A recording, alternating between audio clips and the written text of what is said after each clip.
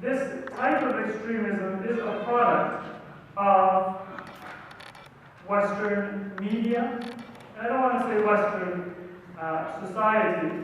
Media, because the general media that we find throughout the world is Western media. Even if it's Al Jazeera or if it's Al Arabiya, it still conforms to Western standards. But then there are many products which are not Western, they are global. And they have a very important role in providing the fertile ground for this type of extremism to develop. I want to just mention certain points that I won't be able to develop, but because they are relevant, they bear some mention.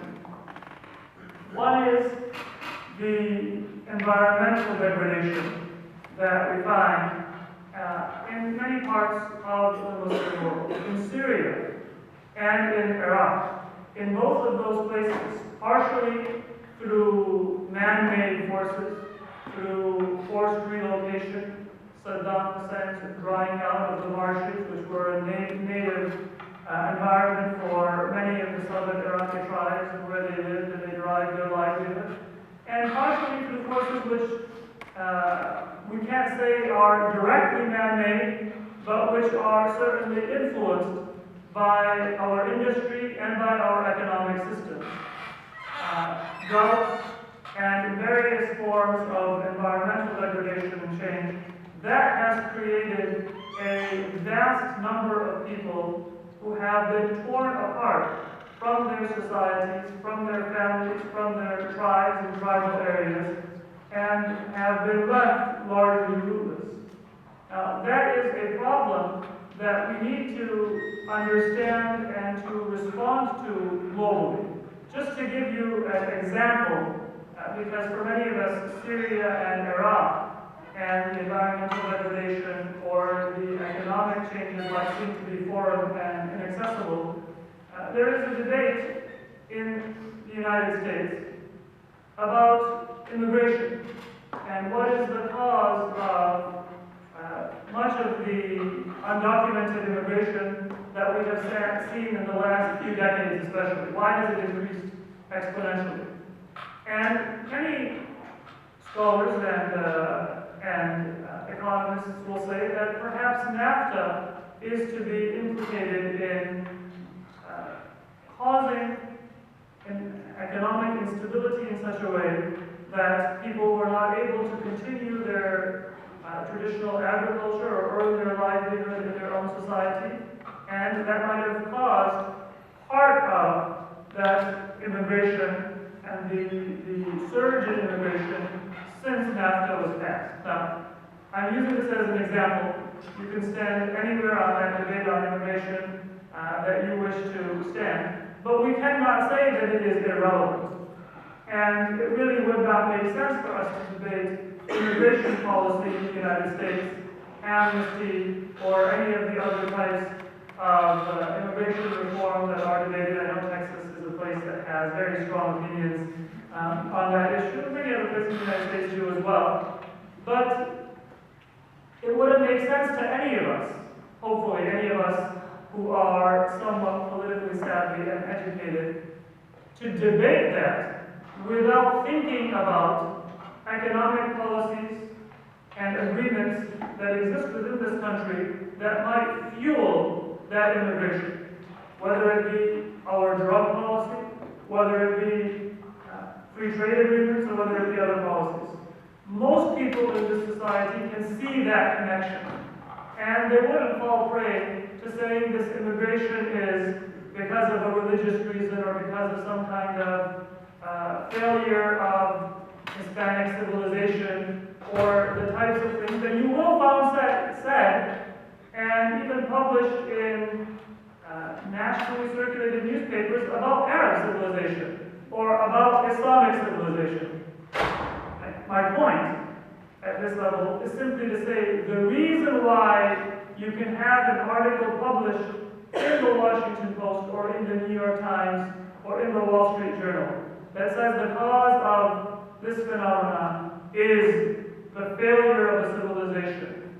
And you won't find a problem is partially because we can see multifaceted factors and causes in those other situations, but we're not able to see them in this situation.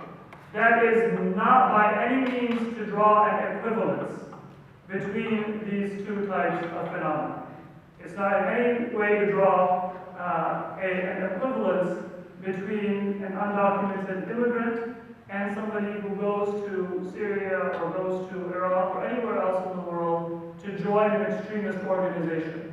That's not my point. My point is simply to say that we do need to be able to see the multifaceted factors that cause that phenomena to exist. We don't want to simplify, we don't want to essentialize. It might be emotionally satisfying, but when we engage in it, or when we humor it and entertain it in our society, we are causing that problem to be able to incubate, or we're causing it to be able to increase. So it's important for me to make a few more points. The environmental degradation, economic policies are some things that need to be examined, need to be discussed. Another point is that all of the forms of violence that we currently see being used in the Middle East by extremist organizations were pioneered by either colonial governments or by non-Muslim groups operating within the Middle East. Now, that might seem to be a historical point.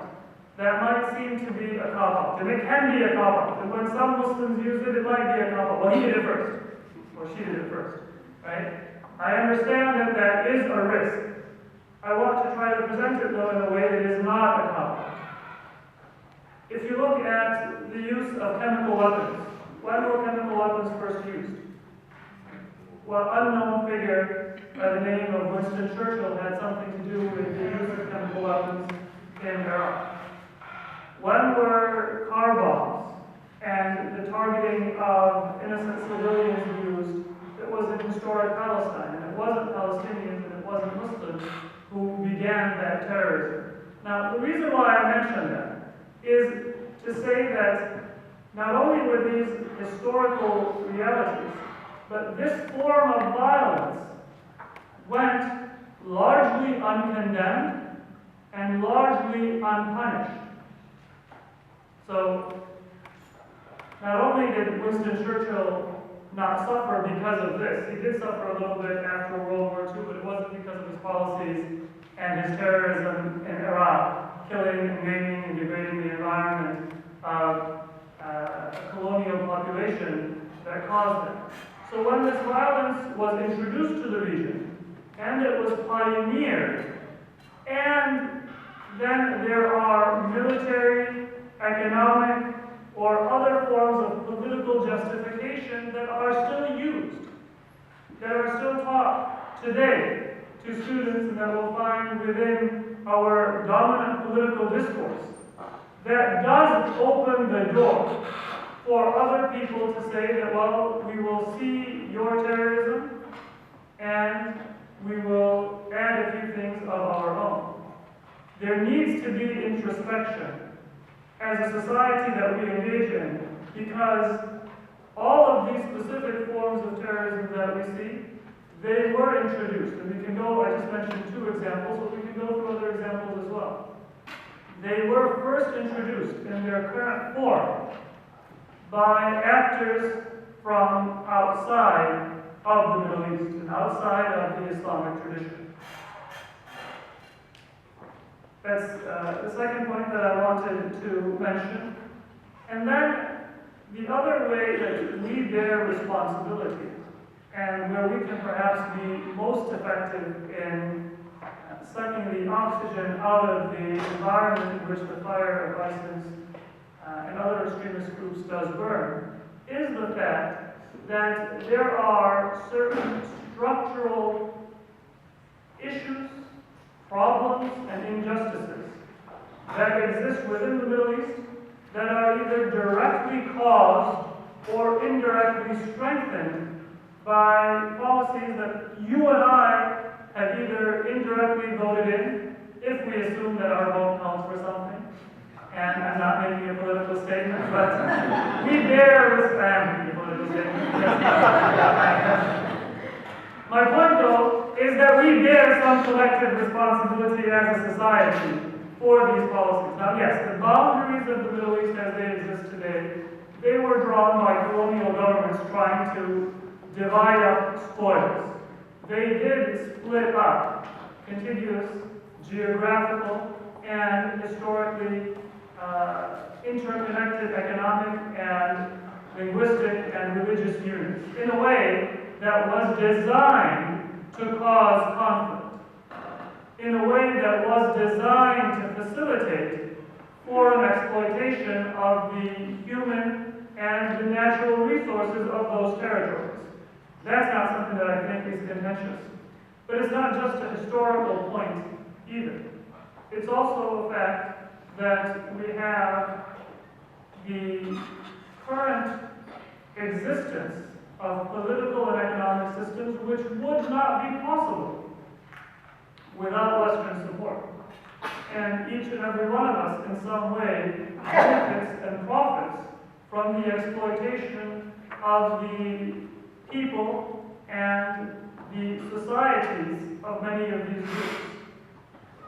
Does any of us think that the Saudi monarchy would survive or would be here today if it wasn't for the security that was guaranteed by the United States, if it wasn't for a fateful meeting on a ship between Roosevelt and King of Saudi, and the continued relationship from that point? Does any of us really think that the Bahraini monarchy would survive today and would be able to disenfranchise not the majority of its people, because it's not the Shia majority that is disenfranchised. Every Bahraini citizen, Sunni, Shi'i, Jewish, Christian, or non-Muslim, man or woman, is disenfranchised. Do we think that the Bahraini or the Saudi or any of those other societies would be able to exist at all? Or would be able to exist in their current form if they didn't have political cover and if they didn't have the military support of their allies or their protectors, you can choose the term, in the West? Now, who bears the brunt of the responsibility for that? Not necessarily you and I as individuals, but we as a society do bear the collective responsibility for them. I don't want to belabor the point, but it's an important issue for us to bear in mind and to be discussing and have further events on how to address.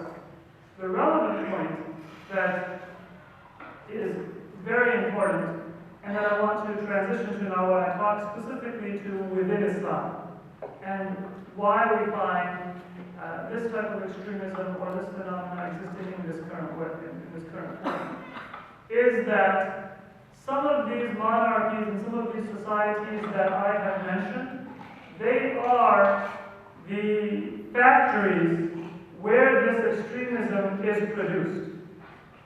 It is Western allies. It is governments that our media and our politicians consider to be part of their coalition against terrorism that are the factories that produce the extremism that we see unleashed against Muslims and non-Muslims and against the environment in these societies.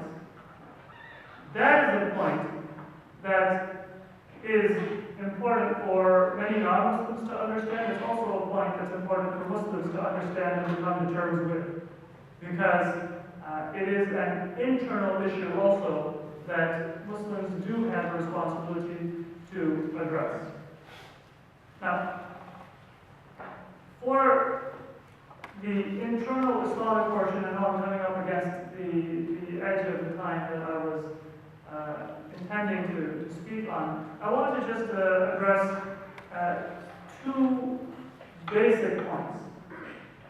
One is, why is it that we see this kind of extremism, we see this kind of violence taking place within the Muslim societies or within the Muslim religion? Yes, there is environmental degradation, there is economic exploitation, there is political exploitation. Muslim societies, non-Muslim societies they have suffered that throughout history and even today. What are the factors that have resulted in this form of extremism being unleashed today? That's not something that we can explain purely in terms of economics. It's not something that we can explain purely in terms of climate change or in terms of these external factors. It's something that does have a relationship to an important issue that Muslims and non-Muslims need to be able to understand and have a conversation about. The first point that I want to make is that too many Muslims find it too easy to say that I have nothing to do with this form of extremism. It's not my school of thought. I'm a Shia. I'm a Sufi. I'm a moderate. That's not me, that's that.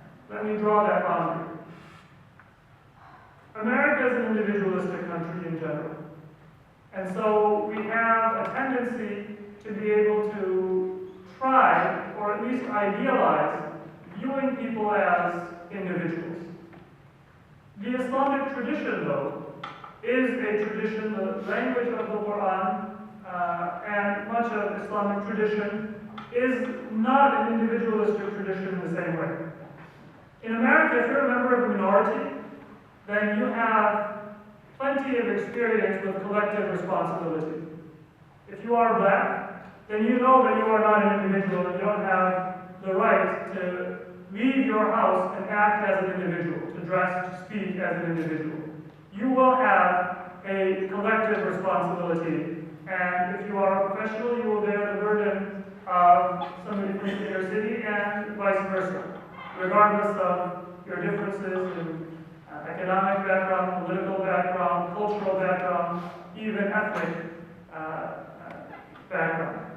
That is the reality. But in the United States, when we see instances of prejudiced speech, we generally say, well, treat that person as an individual. It's better for a person to be seen than to be treated as an individual. I personally don't believe that that is the case. I believe that if the United States is engaging in a certain foreign policy, then it is not possible for any member of that society to morally separate him or herself and say that that's not collective, that's just the government. Now, I might not have much influence in the government, but I am part of that collective. And that collective provides both benefits and harms to me. The fact that my children are going to be able to grow up and obtain a free education until high school, and then go into massive debt for the rest of their lives when they go to college, that is a benefit that we get because we have this society. There's no individual who provided that benefit or that harm. That is a collective benefit that we derive. And so it's really meaningless for us to deny that the collective exists. And collective responsibility does exist. And so for Muslims, we cannot say that ISIS is them and I am a member of a different group. We have to make sure that we are doing certain things. And this is something that not just Muslims can do, non-Muslims can also, not necessarily issue fatwas, but you can also find non-Muslims who can play a constructive role through their interactions and through their understanding and their support for political causes and other causes that are important to many Muslims. They can provide an important supporting role in the conversation moving forward, even internally within Islam.